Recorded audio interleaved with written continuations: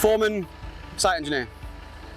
We're drilling into the ground using a displacement auger, which kind of just pushes the mud and the muck around and applies pressure sideways. And then as we're pulling out, we're pumping concrete into a certain pressure.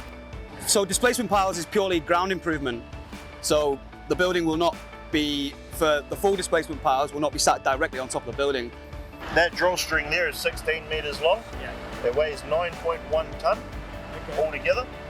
And then that machine can push another 13.5 ton. And then pulling, there's about 20 ton of pull. But this displacement head, as it's getting forced down, they have opposing augers. So one at the bottom drills in and brings the spoil up. The other one on this head that's a few meters high, push it down, which forces it outwards. So that's why it's displacing the ground. It's not bringing the dirt, the spoil up. You put in the drill string length, the pile diameter, the flow rate of the pump, all that stuff, and that's where the sensors will come in and then build you that. A profile, a picture of what the pile pressures look like as you're building.